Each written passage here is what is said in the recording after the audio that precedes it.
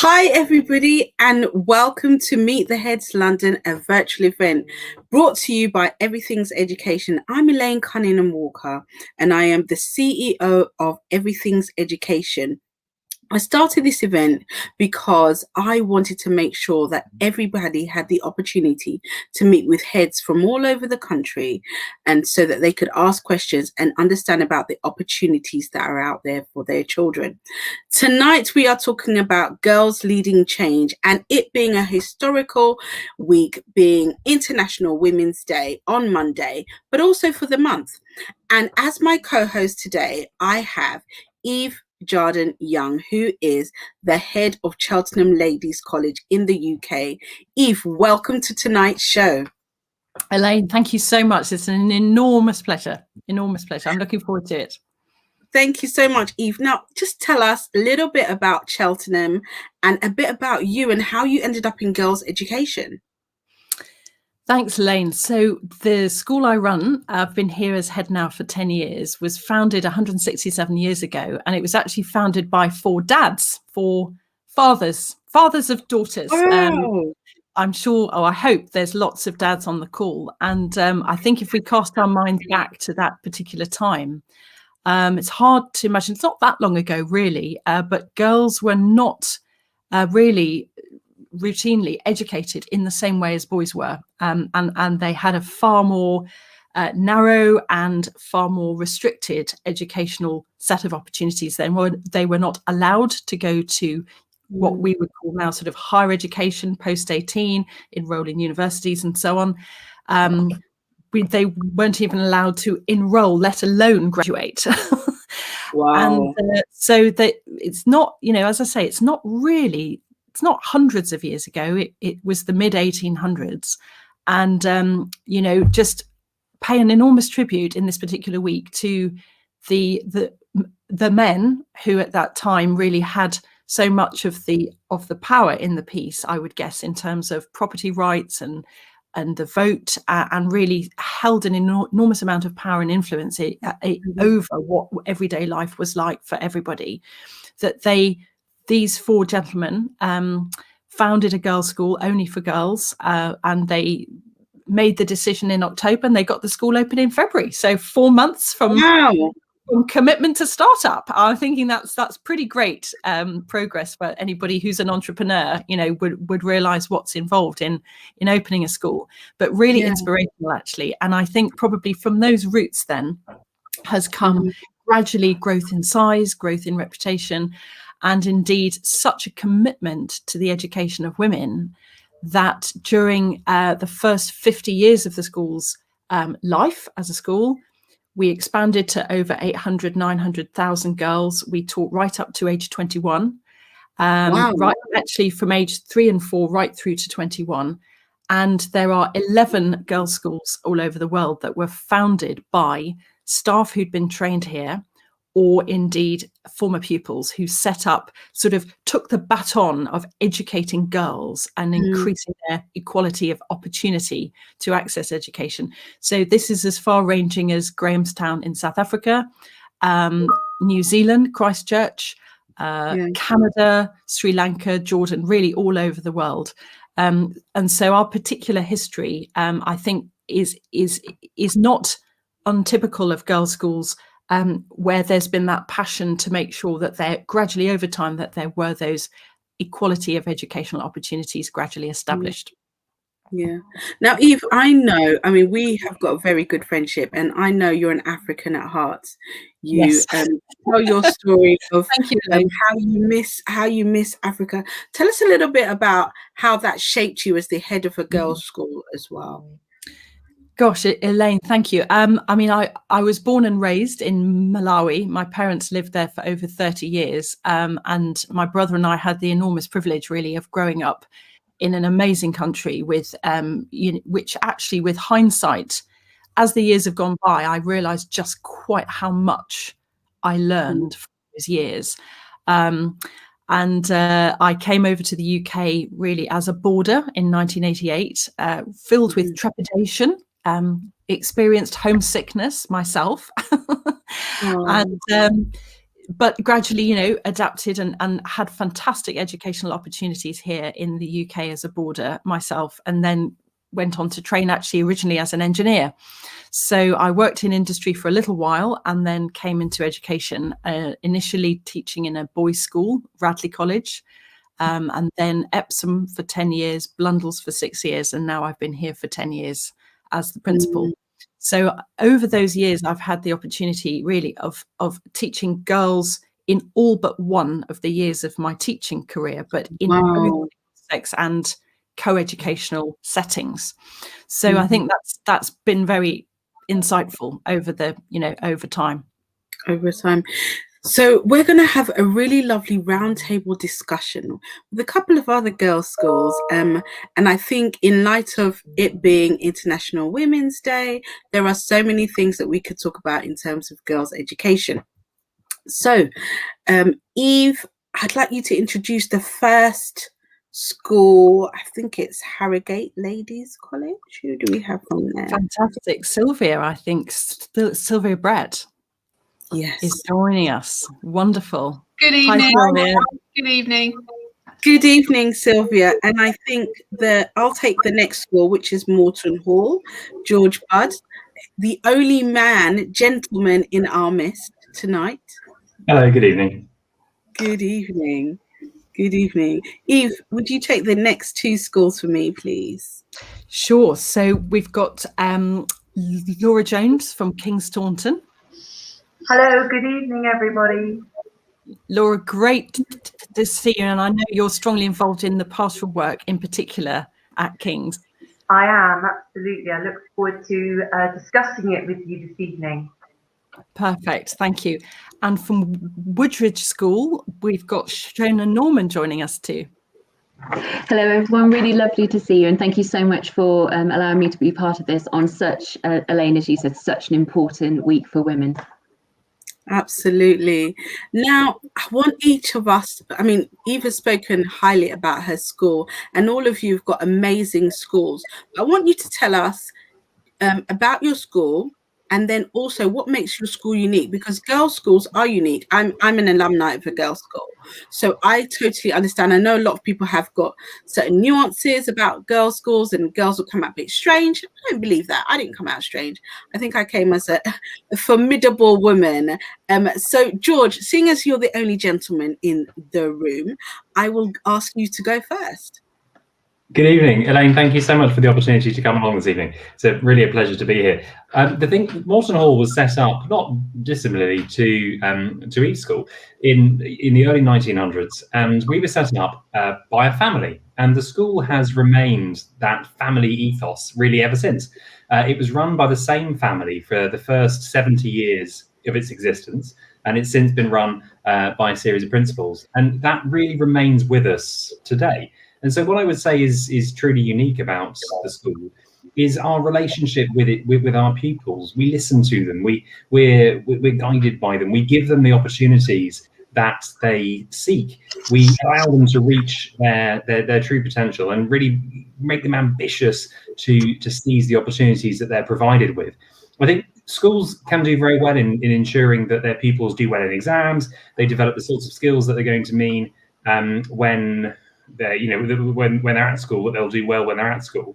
And I think we see our role also as preparing them for the world beyond the school, and making sure that when they take those steps into the world of work or when they go to university, that they're going to put themselves forward for things, that they believe they can do things. Because when they were at school, they learnt that confidence. They were given the ability to try things, to develop their ideas. If I tell you this year I had a girl interested in land management at university, and the net result of that is I've ended up with a farm, and I now have some sheep and some goats to allow her to sort of explore those talents. We make it happen for them, and I think that means that when our pupils then go out into the world, they expect that, and where perhaps they don't see that straight away, they're not shrinking violets. They'll put themselves forward and say, well, actually, I can do that, or we should be taking this direction. And they expect that point of view to be listened to, and they put it across in such a way that it sticks. And I think that's a really important thing to take out into the world, as well as, of course, getting fantastic exam results and developing the sort of personality traits that'll get you there in the first place. Thank you so much. Sylvia, and then Eve, you can take the other two afterwards. Sylvia, tell us the same thing about your school and what makes your school special. It was definitely a very exciting time, I think, around the end of the 19th, early 20th century, when so many of our schools were set up by really visionary people who believed that women should have as many opportunities as their male counterparts. Harrogate Ladies College was similarly set up at the end of the 19th century, and it is a wonderful place. It is a place I'm incredibly proud of. I've been principal here for 8 years. Since I've been here, we've done a lot of work trying to establish who we are as a school. And I think more and more since I've been ahead, I think that sense of integrity and understanding your identity, both as an individual and as a community and as a school, is so, so important, because we will be challenged. We have been challenged, goodness, how we've been challenged, but we need to have that sense of resilience and self-understanding. I think as an educator, my primary mission is to try and make sure that all of the children in my care can be free to be themselves. And it's my firm belief that for most girls, not all, but for most girls, the best place to do that is in an all-girls school, because the girls here have the opportunity to be free just to discover who they are, what their passions are, what they love to do, to fail, to be picked up, in order to achieve more and more and to discover who they are. Because I do think going forward, of course, we've got to make sure that our girls get the very best qualifications that they can get. But most importantly, we need to try and do everything we can to help them come out at the end of school with that strong sense of who they are. Our school values are really key to who we are. We have a Christian foundation which underpins everything that we do, although we accept all faiths and none. But our key values are around hard work, working hard to be the best person that you can be, around trust and loyalty with each other, particularly important in a boarding school, and also what I would like to say is decency and compassion. Maybe a little bit old-fashioned, but goodness, how much we need that compassion and kindness and strength of character, a fierce and good heart. And that's what I see with the girls here every day. Yeah, thank you so much. Over to you, Eve. Thanks, Elaine. So, Elaine, in your events, you do curate a diversity of perspectives, and I think that's always really welcome. It's always, a really stimulating range of conversations that emerge. So, coming now to co-ed sector, if I may, with Laura. Obviously, King's Taunton is a co-ed school, and there will be girls there having a different experience, perhaps, or perhaps not so very different. I wonder if you'd like to take the floor into that space and tell us a little bit more about King's. Of course, thank you, Eve. So yeah, just for everybody to know who I am, my name is Laura Jones, and I'm actually a house mistress here at King's College Taunton. And as Eve rightly said, we are a co-ed school, both boarding and day, down in Somerset in the southwest. I have been a huge sort of believer in co-education. I went to a co-ed school. But I just want to put it out there in your amazing company. I think, Eve, you're right. I don't actually think there's a huge amount of difference when it comes to certainly empowering young women. They are different for all the right reasons. And as you rightly said, for some girls, co-ed suits, and for some, single-sex school suits. For us, I think there's been a major change. If we think about girls leading change, one of the most exciting things that has happened for us is that rhetoric of King's College. Well, it used to be a boys' school. It was established as a boys' school back in 1880. And, even as recently, probably as 30 years ago, 20 years ago, you would still have that, oh, that's a boys' school, and girls go along to it. And it's our girls actually that have changed that. It is our girls that feel that this school is just as much as theirs as the boys. Not in a sort of a boys v girls situation, but they want to have ownership. They want to show that they're as good as, if not better. than what the boys can achieve. And so we now have this wonderful culture here at King's College where our girls are very much seen in equal situ, and they made that happen. They made it happen through challenge, and linked to this week's International Women's Day theme, which was choose to challenge. That is exactly what they've done, of course, with a very supportive senior management along the way. So that's really exciting, and in itself, as I say, that's girls that have made that happen, for that culture to change. I think as a co-ed school, one of the things I would say that's exciting for me as a house mistress of obviously girls, I have 70 girls in my house, and they're all aged between 13 and 19, is that there is an opportunity perhaps in co-education for them to learn how to face those challenges here while they're living and breathing this fantastic education opportunity that they have. And as George pointed out, it's not just education, it's everything else that comes around that. And I think, it's just such a positive environment for girls to be in and to be educated alongside boys, because my belief is that it's not just about educating girls or empowering girls, it's about educating boys along the way. One of our old girls, actually Laura Bates, I'm sure many of you have read her books, Girl Up, Everyday Sexism.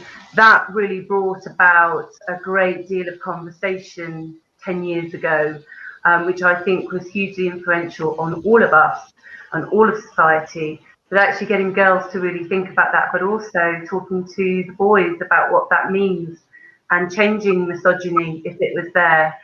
Changing the way that we think about things, and certainly the way that we think about women and young girls. So in some ways, co-education can lead itself to help those challenges start a little bit earlier. But this is absolutely, I have worked in girls' schools as well, and I know the what that brings, and I completely agree with what the other schools have said about the opportunities that can bring to our young women of tomorrow. Thank you. Thank you so much.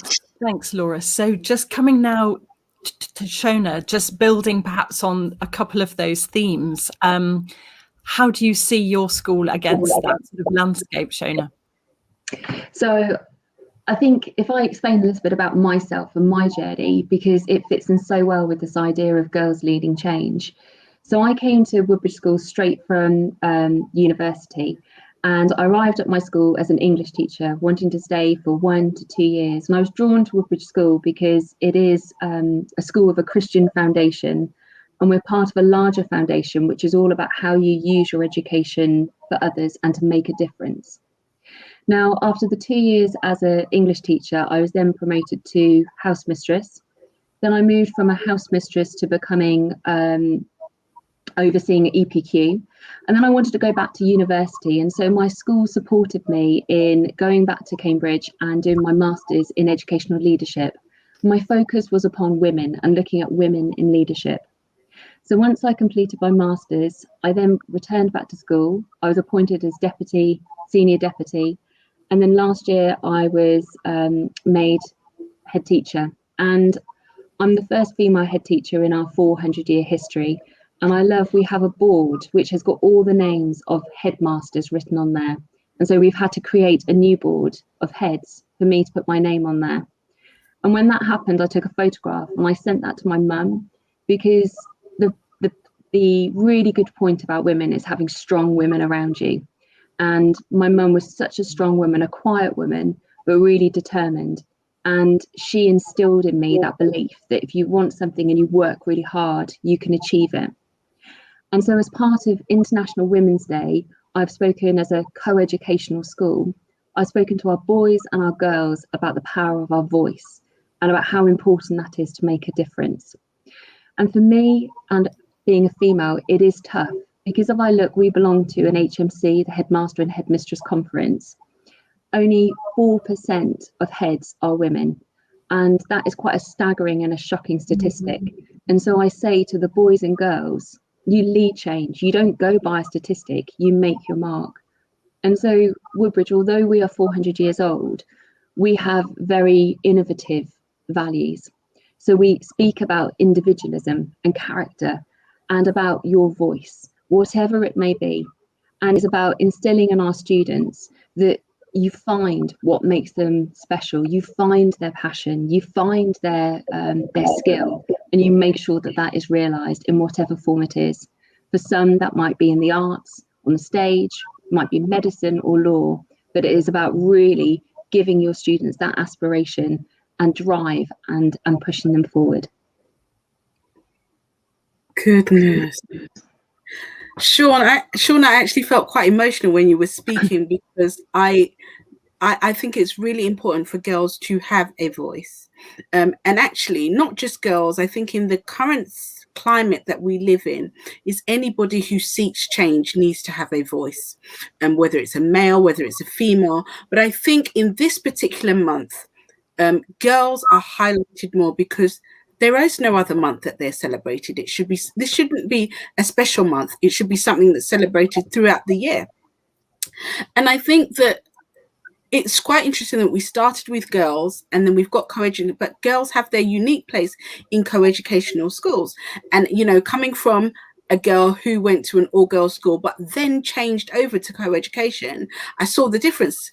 And most of my friends at sixth form were boys, because I was the girl that was doing physics. So there weren't many girls in there anyway. So it was very, very interesting. But one of the things that I want to talk about, and everybody talks about this, and girls are leading change, and we're going to speak more about that towards the end, but I want to talk about the challenges that girls have in schools, because we know, I'm a product of an all-girls school, but we know that there are certain unique challenges in schools, such as, you know, body shaming, low self-esteem, eating disorders. And there are parents on here who will be a bit worried about, why should I even send my child, number one, to a boarding school, and number two, send my child to a school where they might feel so anxious and so pressured that these kind of I don't want to call it an illness, but these kind of problems arise. How do you address these problems when they do arise? And how do you, they say prevention is better than cure. So how do you put things in place to make sure that it doesn't happen? I think I'm going to go to, I'll go to Eve, actually, because being one of the most well-known schools, I think I'll ask you that question first. Elaine, thank you. I'm going to speculate and say that I may say some things that colleagues agree with, and I may say some things that they disagree with. So well, Eve, you know me, I'm quite controversial. I like things like that. Great. I am the Oprah in the UK. You know this. Absolutely, Elaine. I mean, I think one of the things that we've learned through COVID, if I could actually start with that, you know, COVID has brought a whole load of problems and challenges, but it's beginning to yield some interesting positive insights and, you know, opportunities for reflection about the human condition, about what we value in each other, what we value in our families, in our lives, maybe ask ourselves some questions about what really matters and what success really is, and what you might look back on your life and regret not doing or doing, probably a bit of both. It's like a very, very concentrated set of experiences. And for me, I think what we have learned as a school is how we might have taken for granted before community, and, you know, those sort of organic little easy, they don't have to be scheduled. You don't have to book a meeting online to have a conversation. They just happen because you're together. And I think, to answer your question, Elaine, about you know, those conflicts and those problems and perhaps anxiety and self-esteem, etc., I actually think those happen for boys as well. And maybe, if I could make a terribly sweeping generalization, teenage girls often wear their hearts on their sleeves a little bit more easily, and they will often talk about things very, very readily. So if I just paint a personal example, when I was at Epsom for 10 years, they were just going co-ed. So it was a boys' school. They'd had girls in the sixth form only for 20 years, and they just started taking girls at 13. And I opened the second girls' boarding house, the girls' house there. So gradually these sort of very small groups, small cohorts of girls were joining big cohorts of boys. And actually it really, really focused your mind on what girls need to flourish and what boys need to flourish at different ages. And can you find that common space amongst the two of them as well? And I think first and foremost, if your whole school culture is inclusive, if your whole school culture is welcoming and warm, if your whole school culture invites you to be open when you're struggling, to say when you're finding things hard, not to feel that you are failing or you are stigmatized or that you're weak or that there's something wrong with you, but actually it takes a very particular kind of strength to be open when you're finding things tough. And to accept help and realize you are not alone. Everybody has these worries and stresses. So quite often I feel that things like self-harm or eating disorders or other ways in which people sort of try and release the stress or escape from their stress, maybe it's an unhealthy relationship with alcohol or drugs or something else that is reached for to actually try and wrestle with the internal turmoil. All of those are different options that people take, maybe not even intentionally, subconsciously, they find themselves more drawn to this or that to deal with the unhappiness inside. So you're right, Elaine, I think this is about prevention as much as we can, prevent those things from really taking hold. But if they have taken hold, and if young people are really in the grip of some difficult stuff, that they feel they can be real, that they can be honest, that they will not be judged and condemned, and that they will be heard and understood and held in a place where we want to support them finding their way through it with the help of people who know a lot about this stuff and can hopefully be of help to them.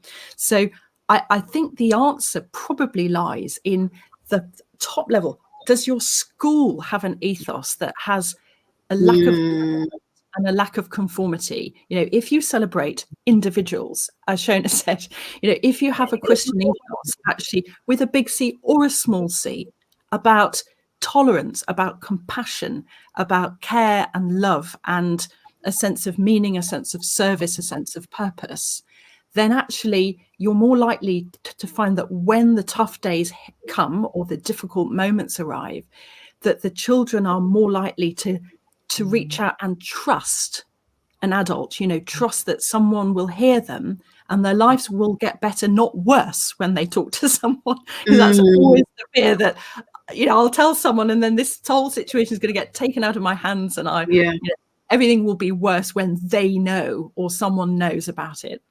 So I think you've got to build the culture of the school first, alongside then having good pastoral systems and structures to help make accessible the scaffolding for individual children to reach out and get the help when they need it. I think that's very, very true. The whole school. What are your thoughts? I'll go to George, then I'll go to Sylvia, then Laura and Shauna. What are your thoughts about the question that I just posed, George? You're on mute. You're on mute. That is the phrase of. Good evening. I think Eva's covered really, really rather well there, the idea of culture, and I think part of this is down to the culture, of course, that the school creates, and our family ethos really underpins that in a very similar way, I think, to Eva's described. The other element, of course, is people, and I think that what we have to look at is when look at our schools is, do we have the right people running our boarding houses, being in our health centre, teaching maths and physics? Because all of those people have a really important part to play in taking good care of the children.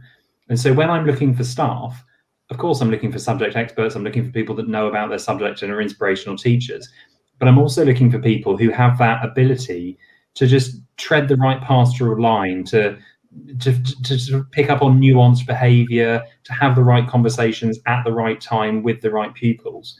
And I'm looking for that as much as I'm looking for a really inspirational teacher of a particular subject, or someone who can implement policy and run a really lovely boarding house. I'm really looking for the personalities behind it as well, and making sure that they are the right fit for the school. And so what I'm really proud of here is that's what we have. And so, you know, we've just done a survey of our parents, and many of them have commented on how individual teachers or house staff, or, you know, part of our maintenance team, doesn't matter who it is, so many of them have been mentioned individually by name in that. And what's remarkable is the breadth of people that come across in that. So I think what that shows is, yes, we have the culture that it's everyone's responsibility to look after the children that are here, but also that those people off their own back and because of their own personality and their own predisposition are able to provide that quality pastoral care as well. So yeah, I think, you know, when issues do come up, and they're dealt with sensitivity, with the minimum of fuss. They're dealt with keeping the interest of the child at heart, and so, you know, that's what we do. Thank you, Sylvia. It was a really interesting book I read a few years ago called Brave, Not Perfect. And it inspired me. And in fact, I ended up talking about it on Speech Day because I think it's a really, really important message for all of us. But some of the issues, Elaine, that you've talked about can come from that sense that girls feel that they have to be perfect in every way. And for me, it's really important that, as Eve said, we have a culture in school where it's absolutely fine not to be great at everything, not to be an expert. But what we want for our girls and for all children is to find that thing that they can really love and flourish at, even if they don't do it at grade 8 or 8 A-star level, because they don't have to. What we want for our girls is that sense of finding your passion and fulfilling it, and not being scared, not being so inhibited by fear of imperfection. And I think that's really important this week with International Women's Day. I guess in all of our schools, we've been talking about some amazing role models, but there was a great article from the New York Times last week about how girls need imperfect role models. They need to know that the people that they look up to do wake up in the morning with bad hair, do have a bad day, do snap at their partners or whatever else, because that's human, that's who we are. Our glory, really. And I suppose here at Harrogate Ladies College, it's been about 3 or 4 years now since we've launched our wellness strategy. We have a wellness studio, but it's not about the building, it's about the language. It's about we have a wellness prefect. Our prefects have done wellness diaries every week. All the way through lockdown, we were doing wellness tea and chat over Zoom for anyone who wanted to drop in. And it's about helping the girls and the staff as well, and the parents and the wider community know that we believe here that the real purpose of education is to help people to thrive. And that comes from that real strong sense of well-being, so that when terrible things happen, when we face challenges, it doesn't mean to say you're going to be happy all the time, but it means you've got that toolbox, that strategy, that set of things that you know you can do to help you get through the next challenge and to emerge stronger and hopefully wiser. Thank you so much, Shauna, and then Laura. So at Woodbridge School, one of our values is about kindness, and we talk about kindness to others, but also I think it's really important what Eve was talking about kindness to yourself, because what we always talk about with our students is about the worst critic is often yourself and how unkind you are in terms of how you feel. And particularly with girls, I remember reading Michelle Obama's book, and she talks a lot in her autobiography about imposter syndrome and about the sense that you don't ever feel good enough. And it has to start with that in terms of giving girls and boys that view that they are good. And just as Sylvia has said about it's okay not to be okay, it's okay to make mistakes. But ultimately, if you can conquer your own demons and if you can lessen that voice, and I always talk to the students about different presentations that I've had to do, going into a boardroom where it is all men and I'm the youngest female there, and doubting myself and feeling that I'm not good enough and I shouldn't be there. But it's in my mind, it's something that you have to conquer yourself, and you do deserve your place at that table. And so I say to our students, every single person deserves to be here. every single individual is going to flourish, and it's about us working together to help uncover what their strength is and what their skill is. Definitely. Thank you so much, Shauna. Laura. Hi, Elaine. So going back to your question, precisely, you know, that these challenges that inevitably happen for our young people, and of course our focus this evening is on girls. And as I've mentioned, being a house mistress, and I know some of you here have also been in the position of a house mistress, it is the most wonderful role, rewarding role, because you are witnessing a significant transition in those young ladies' lives, and you are there to hopefully be the good role model and the not so good role model, as you rightly pointed out, to say that we're not perfect. I also think, picking up on Eve's point, and also George, without wishing to repeat the same ideas, but it is so important to talk about culture and the opportunity for girls in my house to feel that they can come and talk. I'll give you an example, which again links to George's point. You know, it was actually one of my hockey coaches that came and had a mention to me about one of my girls this week. And, you know, safeguarding is everybody's business. And so you say in regards to prevention, structured systems, people, but also whether girls trust the system. And I sort of would like to just labour that point, because one of the initiatives that I brought to King's was Girls on Board. I don't know how many of you have heard of this initiative led by Andrew Hampton.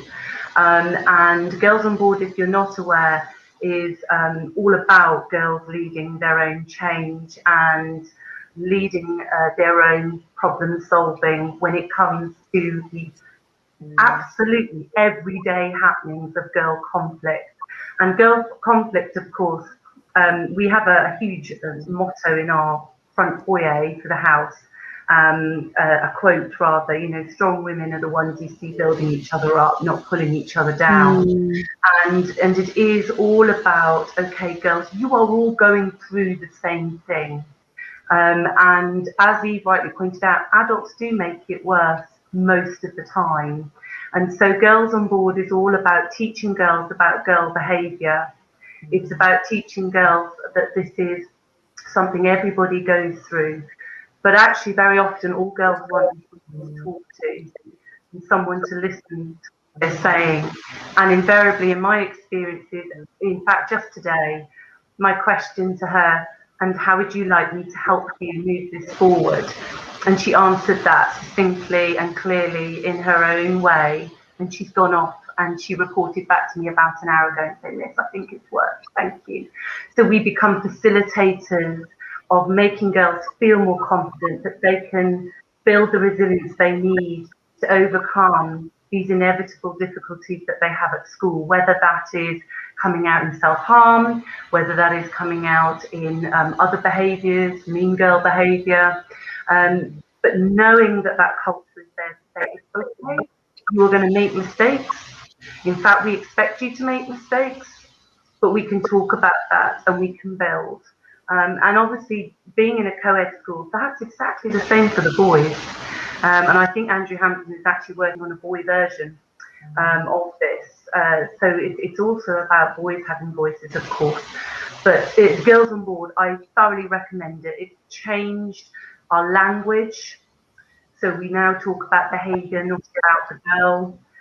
It's talking about the normality that things will go wrong. I think as Sylvia was talking about. And if they don't go wrong, there's something not right.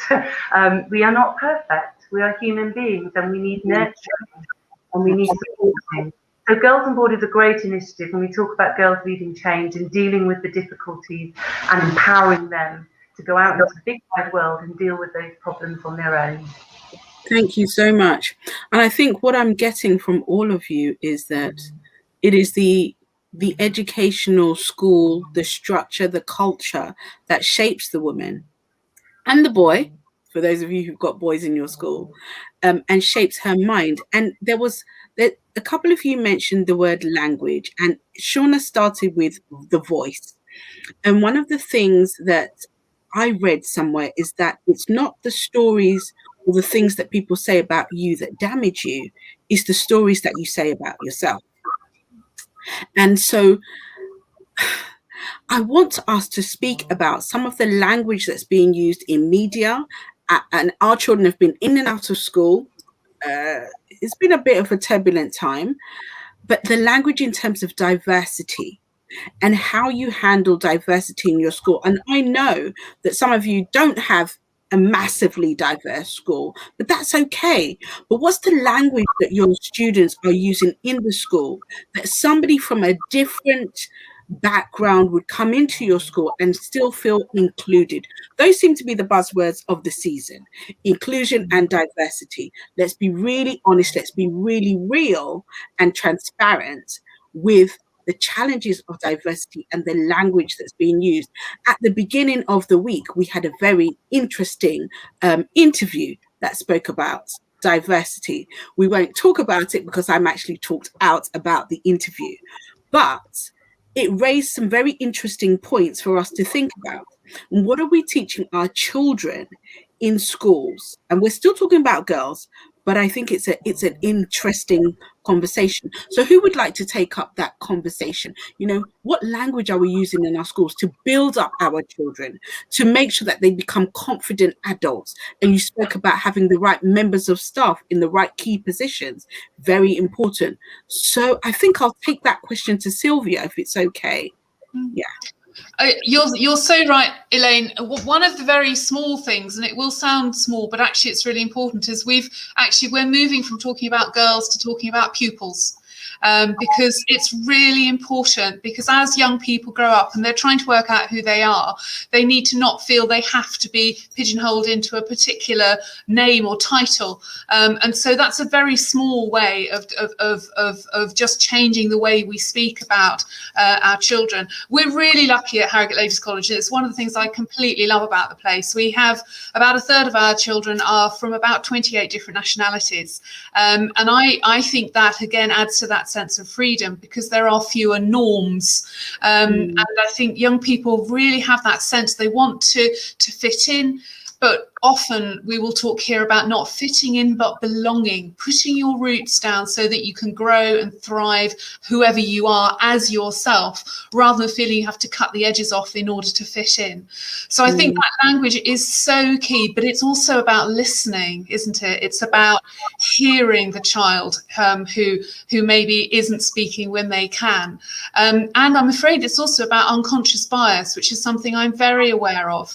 And it's a real challenge. I think, I'm probably one of the oldest people on this group, and, growing up in a different world. And it's really important to challenge that. Fortunately, I have a very opinionated 17-year-old daughter who regularly challenges me and is my kind of go-to person to instruct me on this, because it's important. We need help.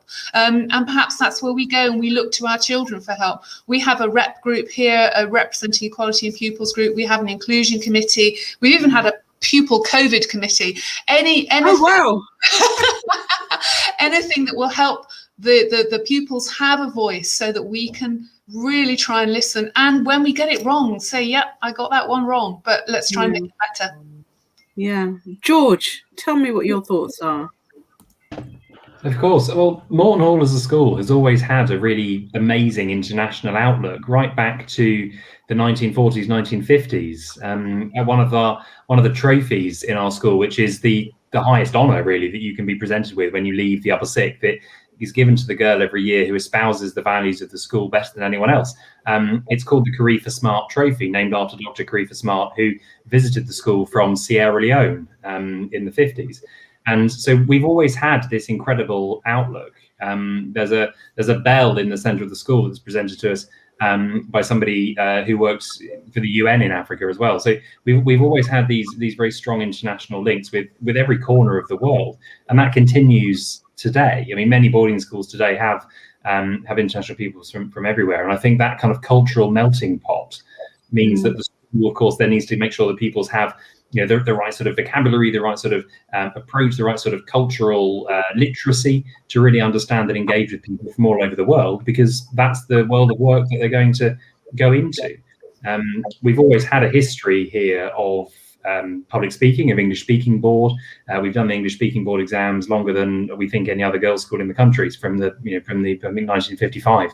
And so public speaking and the ability to hold an audience and have a conversation with someone that you might just sort of strike up with, perhaps at a drinks party or a dinner party, that sort of thing, that's something which is really quite important to us, because giving people the voice to be able to get their point across in a way that will be respected, listened to, and really stick, I think is such an important part of education. Thank you very much, George. Shauna and Laura, I'm going to have to get you to just chime in and put in what you want to say really quickly, because I want us to talk about International Women's Day as well and how you handled it in all your schools. And I can see that we've just got 15 minutes. I think I should do a part 2 of this. I'm really loving this conversation. Go ahead, Shauna. I mean, I would just say really quickly in terms of for language, something that we did just over a year ago, about 18 months ago, was we invited some former students to come in and we rewrote our curriculum. So we went right the way back from reception, and because being an independent school, you've got that flexibility with your curriculum before you start to kick into GCSEs and A-levels. And we worked with the students about hearing different voices and starting to think about the language that we were using within our history, within our English lessons, talking about diversity. And as I said, to keep it very short, for me, the most important part, again, goes back to the power of the voice and the power of the students. Because when I think about teachers, and I love, Sylvia, when you talk about referring to your girls as pupils, because you get to that stage where the teachers are teaching the children, and then by GCSE, they're kind of equal to you. And then by the time you get to A-level, that's when you see them as leaders. And for me, when I was a teacher, it's great to then have your students challenging you and pushing you and getting you to go off and do some research. So it's using your students, using your pupils are the best resources that you have, because they can so help you with the language that you use. Thank you. I don't know why I feel very emotional every time you speak, Shauna. I don't know what it is. Laura. Hi, Elaine. Yeah, again, I don't want to repeat really good messages that have already been sent out into this discussion, but I think with language, as I mentioned previously, role models, how we talk, how we speak, how we behave, and again, we do everything through our pupil body and pupil voice, and we listen, and it is on a daily basis where a young lady in my house will put a thought in my head and will make me think differently about a situation, because in the end they are our future. They are accessing things online now.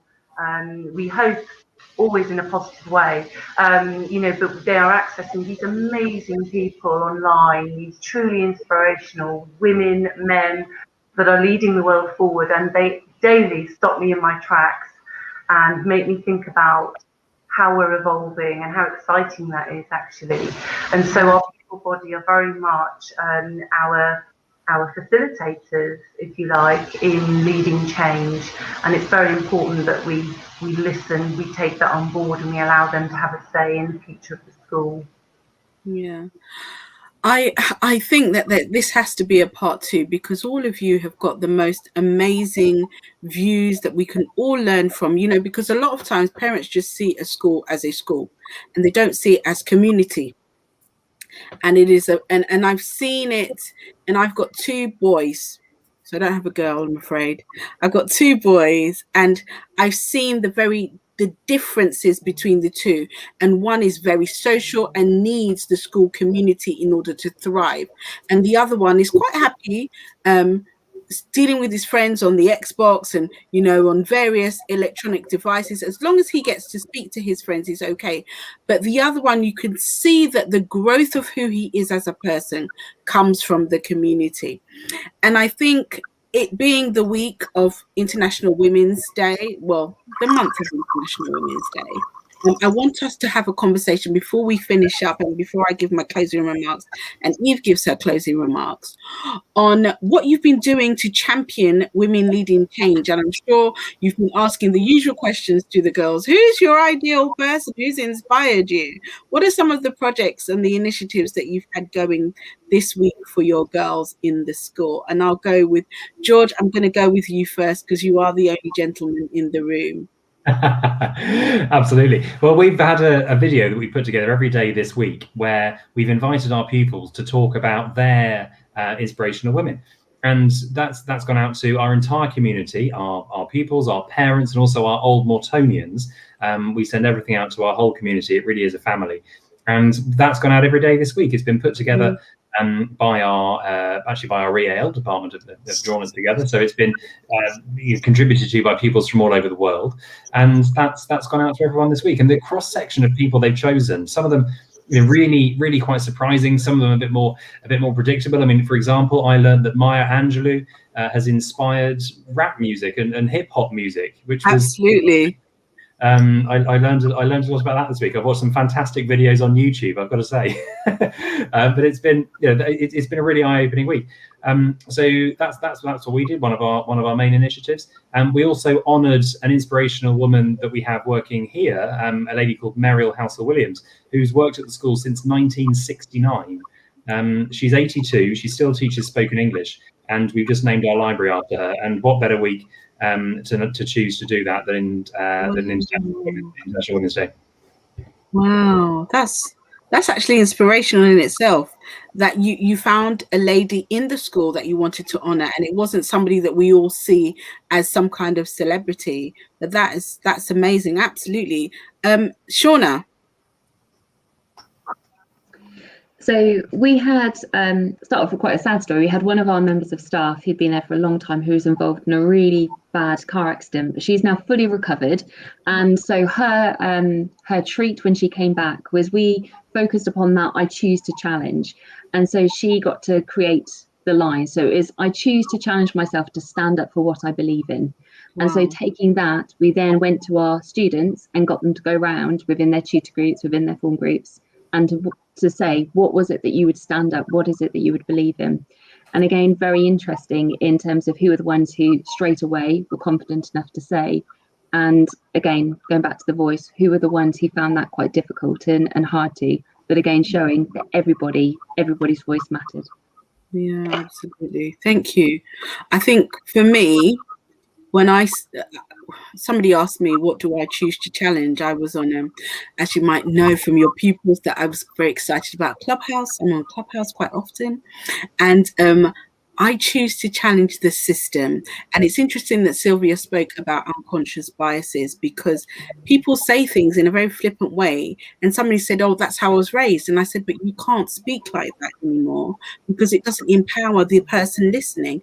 It disempowers them and makes them feel very, very small. So for me, I choose to challenge the system. I choose to ask questions and hold people accountable. I know I'm slightly controversial, but I think that's the only way. I'm from an all-girls school. What can you say? That's the only way to create a movement and to make things happen. So I'll go to Laura, then I'll go to Sylvia, and then Eve, you can give us your closing remarks, and then I will thank all of you. So go ahead, Laura. Thank you. We've done a few things this week in regards to celebrating women here at school, why those women stand out for those pupils. But one of the topics I've tried to focus on a little bit in my house is linked to this idea of choose to challenge, is the bystander. And we do a lot of work here at school to talk about, as you say, there's a lot of that unconscious bias that we hear and see, and we talk about calling it out. We call it out with kindness, but we call it out. And it's really, really important that people feel they can do that without repercussion. And the bystander, therefore, is a crucial member of that dynamic. And we actually talk a lot about how you're part of the problem as a bystander, and that by standing there and watching something that is not acceptable or is clearly uncomfortable for the person on the receiving end, you are part of the problem if you do not call it out. And we do it in a very, as I said, positive, kind, sensitive way, but it is a very serious topic. And I think that translates very much to what's going on in the wider world. Where people just seem to take behaviour, and if that person thinks it's okay, then it's probably not worth me mentioning it. So going with your instincts, we've got some highly intellectual young women here in my house. They amaze me every day, but I still have to work very, very hard at this idea that, okay, so you're this powerful woman in one way, but when you see something that you know is wrong, what are you going to do about it? Because that's where power really sits. And so that's what I've been focusing on in my house this week. Wow, thank you so much, Laura. Sylvia. I'm going to say International Women's Day itself was unbelievably exciting because we got the children back in school, which was an absolute joy. But the sorts of things we've been doing in school to talk about International Women's Day are very similar to what folk have already said, in terms of thinking about those people that might inspire us, that won't make us feel like we'll never reach those dizzying heights, but might inspire us. And George's comments reminded me of I asked my senior team and my prefect team to nominate people. And one of my senior team, my head of boarding, in fact, nominated her gran. And so her gran is up on the wall with Maya Angelou and Ellie Simmons and other amazing people like that. So I think those sort of personal messages are the ones that really, really touch us. And the other thing I would say, I'd really recommend to you the British Press Photographers Association exhibition of the most incredible selection of photos of women over the last 20 or 30 years. It is beautiful. And we're sharing those images because they're so diverse. They're from right across the world. And hopefully they will inspire all of us, all of the girls, all of the pupils, all of the staff, to understand everyone can belong here, can find their place here, and they don't have to fit in. Thank you so much, Sylvia. Eve, your closing remarks on girls leading change. I think we've had a really good discussion. Actually, I think I'm going to do a part 2, because this is a subject that is just, especially in this season. From last year to right now, there have been so many things that have come out of the so-called Pandora's box that I think we were scared to speak about. But situations, COVID, being stuck in the house have caused us to have these difficult conversations. We've had to become comfortable with being uncomfortable. And so, Eve, give me your closing remarks. Elaine, thank you. Well, I would echo your thoughts that, I've certainly had a really, really interesting evening. And in fact, after a day of being at school, if one was feeling a little weary, I can say I'm feeling no longer weary in my soul, having spent some time amongst some kindred spirits. So thank you so much to my fellow panelists for your honesty. And I think what's come through is the sincerity, actually, and the passion that is unmistakable. They're unmistakable qualities in anybody that you hear it in. So a great privilege. Elaine, I think if I may just leave everyone with some thoughts, really. I think one of the I'm sounding like my gran now, but my grandmother used to say, we've got 2 ears, 2 eyes, and 1 mouth, and we've thought about voice and who's not speaking, but also, are we teaching the art of listening? And I think what I've heard everybody say is that this is got to be a 2-way process. We've got to model what we want the girls and boys to do, and really pull ourselves up on that if we're saying one thing and doing another. But actually being heard and being really and truly heard, rather than just sort of lip service and being fobbed off, is a very, very powerful thing for a young person to actually feel that they somehow matter enough, and that they are, important enough, they're relevant enough to somebody, to a big situation, that how they feel did matter, or that their opinion, their suggestions, their ideas are going to be thought about and considered and, added weight to. I think what's interesting is that when the generations come through into the workplace, if schools have been and families have been these places, and the workplace is a little less unforgiving, it's a little less tolerant initially, or a little less forgiving. The themes we've also shared a little bit about resilience when things don't go your way, when the fairness that you've come to expect is not visible. What do you do, Elaine? You've said, right, call it out, call it out, Laura, call it out with kindness, but call it out. And then how can you then be part of the solution to move a situation forward, as opposed to just pointing at it and saying that's wrong. So I think we're at an incredibly interesting point of inflection as a society, because we shared an incredibly difficult period, shared COVID. We all understand what that means. We've experienced loss, we've experienced fear, we've experienced restriction, we've experienced relationship with power. What does the government tell us to do in countries? What about quarantine? What about travel? What about how fierce is lockdown?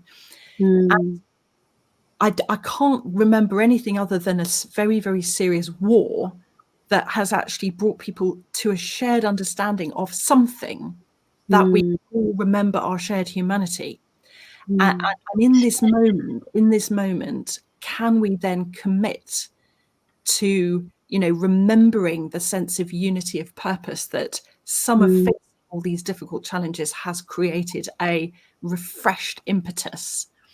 And even when things get a little bit more normal, when actually that imperative is less urgent, will we hold on to how much it matters to continue this work together, and continue that two-way conversation of listening as well as pronouncing. Because a very interesting talk I heard recently about some of the effects of Twitter and the social media culture, it's brought a lot out of the woodwork, which has been really, really important. But actually, there's a lot of shouting and broadcasting without the discipline of a dialogue, and having to face the people you've said something about, be accountable for what you've said in response you've caused. So schools are really important places, aren't they, to hold that space and invite people to be better, to find better language, to find their own narrative, to shape and adjust their ideas, and go forward without a fixed mindset of worldview. So I think, it's exciting. I think people are tired. People are weary. Everyone's put on their superhero cape, mums and dads, schools, everybody. But actually, there's been something extraordinarily poignant and moving things that have happened that have reminded you, my God, at the end of the day, when we draw our breath, we are all humans, and regardless of the 40 different nationalities and the language you speak and the color of your skin and what your faiths are, what your variants of faith might be, wow, there's a lot that we share. We share far more than what separates us. And going with intentionality into that space and celebrating the richness of the diversity of personalities and outlook that we are, it's a great privilege. And that's probably why, although I trained as an engineer, I've never regretted one day that I've been in education. Not one day, even on hard days, no regrets. So any young people listening, be a teacher. That's my closing remark, Elaine. That's your closing remark, and I'm sure lots of young people are looking at their teachers as inspirations this week. I want to thank Eve. I want to thank Sylvia, George, Shona, and Laura for coming and having a really, really great conversation during this week of inspiration, Girls Leading Change. I think that we need to have a part 2, because I think that we just scratched the surface. That we could turn this into a series, because I love this conversation, because it is only through conversations and understanding people's stories that there are certain changes that we need to make in institutions that have been there for hundreds of years to make education a better experience for the children that we have that will become adults. So I would like to thank all of you, and I'd like to thank our viewers. And also, Sylvia, if you could send through to the office, somebody has requested that they wanted to know exactly where the photograph archives are. So if you could send that through to the office, and anybody watching who wants to go to any of these amazing schools, please get in touch with the office and we will point you in the right direction. Remember that we also have our Saturday school, which has our new Black curriculum with it. So you can get in touch with the office about that. And anything, that's why we're called Everything Education. Anything regarding education, get in touch with us and we'll put you in the right direction. And remember, there's genius in every child. Thank you so much for watching. Elaine Cunningham Walker. Thanks, Elaine.